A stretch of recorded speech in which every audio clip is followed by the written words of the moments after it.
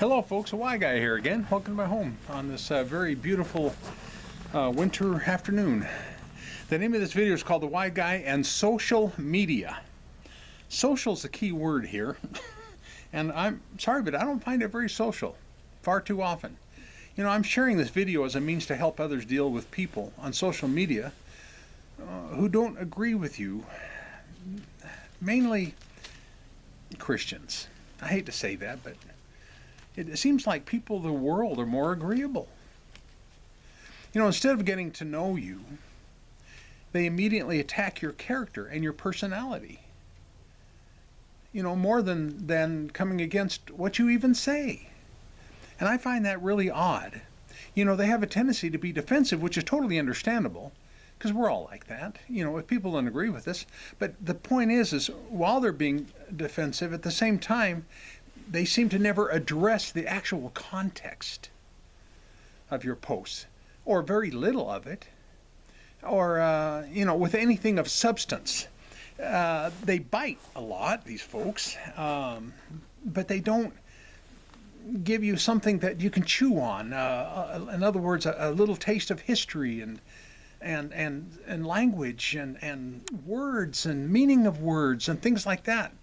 You know, in reality, the grievance that they have seems to be more about your personality and a person's character more than it is about the content of what you're trying to share. I hope you're following me here in this line of thinking, because I want to give an example of that. You know, because depending on an individual's perception, there may be some truth to what they have to say. And I want to share a little bit, a small sample of some of that was shared with me. And there's some truth in this, all right? But the problem is it had nothing to do with my post. But anyway, this person gave a reply of how wrong my post was, even though nothing was said addressing anything or the context of what I wrote. Nothing at all. Because their finishing touches was this, and I'm not going to share the whole thing.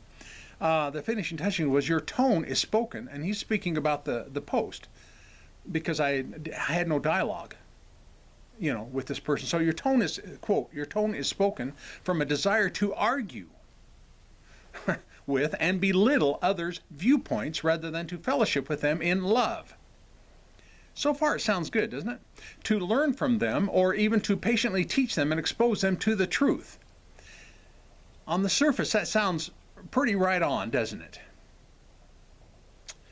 Yet the very next person who replied to the exact same post said, I said, quote, love it, love it, love it. Thank you for sharing what you've learned. I really appreciate it. Rock on, Jonathan. You're doing a great job. You see, it's all about perception. And my counter reply to the very first one was this: if you dislike my post so much, why didn't you just ignore it and move on? Why did you reply at all? Close quote. I was taught by a very wise man, the guy who did the marriage ceremony for my wife and I. He always said that all things spoken, written, or taught, he says, you've got to learn to eat the meat and spit out the bone. Otherwise, you'll find yourself straining gnats. Those are wise words, you know. While straining gnats, people resort to judging your character and intent by suggesting, as this guy did with me, having a desire to argue with and belittle others' viewpoints. What's ironic is how this person couldn't be more wrong about my desires. They don't know me. They don't know anything in here. They're looking at words on a screen. That's all. That's all. So how could he possibly know without jumping to conclusions and by judging my motive and my character?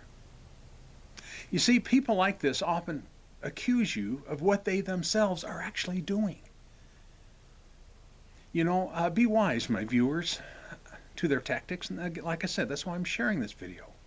They'll put you between a rock and a hard place, as in a no-win scenario whatsoever. Because if you happen to point out that you perceive a hypocrisy and how they're doing exactly to you what they're accusing you of, then they will see you as expressing a desire to argue with and belittle their viewpoint.